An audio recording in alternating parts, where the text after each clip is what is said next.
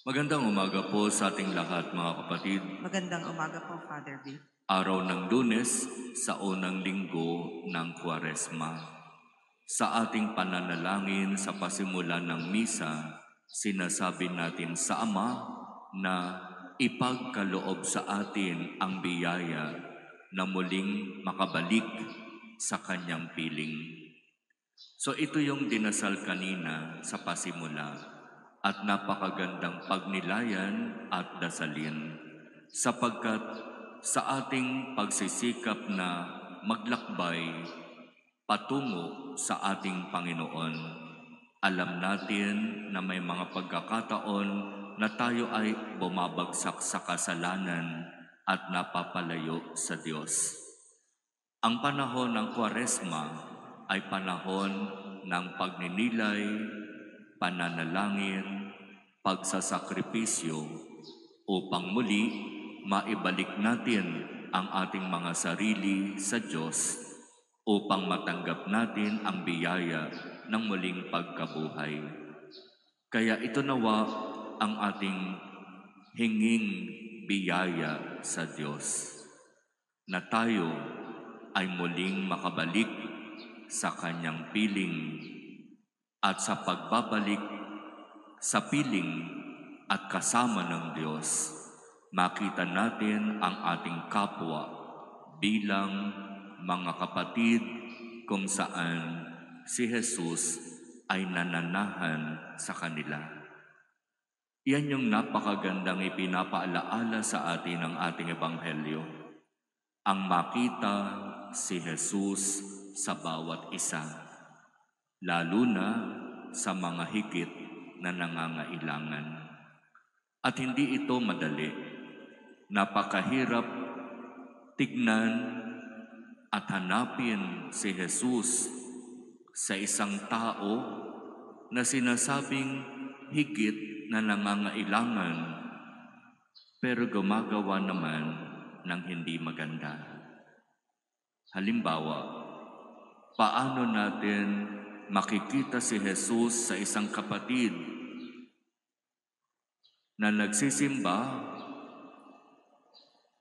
pero panay naman ang salita at kwento sa maraming tao nang walang katotohanan?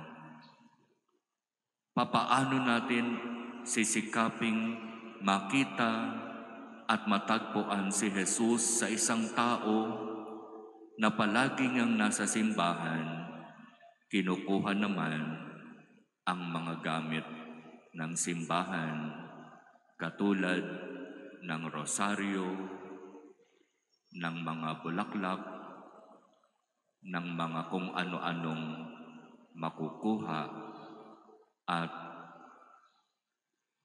kung ano-ano ang gagawin sa mga bagay na ito.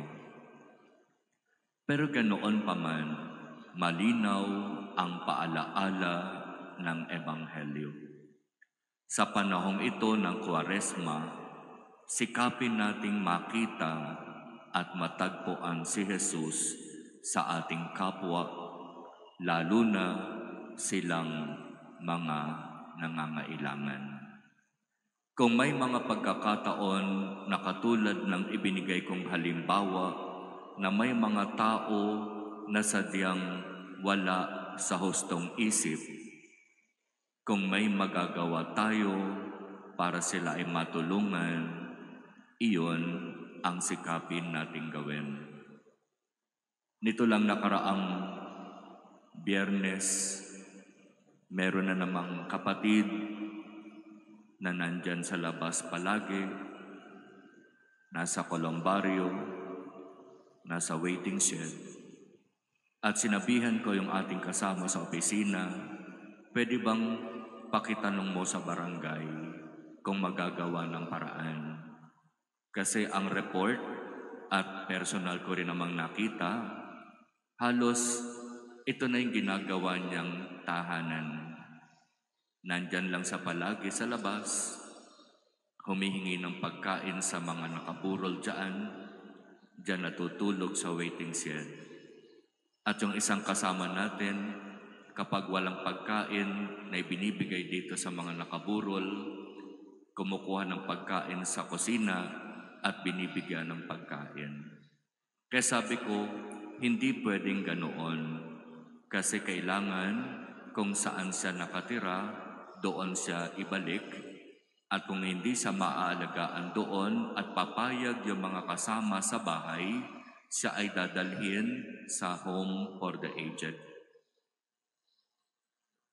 Bakit ba kailangang dumating sa ganitong punto ang buhay ng ating mga kapatid? Habang alam natin na tayong kahit papaano maayos ay nakapagsisimba at pag-uwi makakakain, makapagpapahinga at makakagawa ng mga bagay na gusto nating gawin sa bahay o sa opisina. Pero may mga tao talagang sadyang nangangailangan ng ating tulong, ng ating kalinga. At hanapin natin si Jesus sa kanila sapagkat si Jesus ay nananahan sa kanila. Yun nga lang, ibang Jesus ang nasa sa kanila. Yung tipong si Jesus na napakahirap yatang tanggapin at mahalin kasi wala sa hustong isip. Hindi alam ang sinasabi at ginagawa, pero kapatid pa rin natin nangangailangan ng pagmamahal.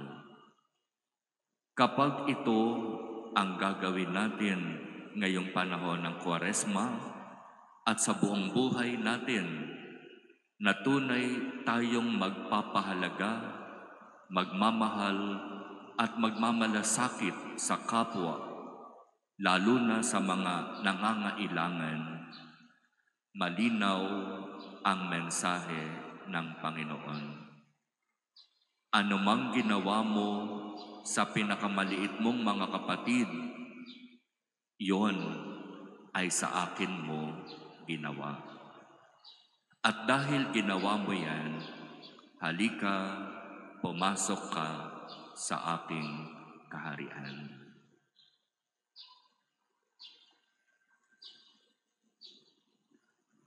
Amen.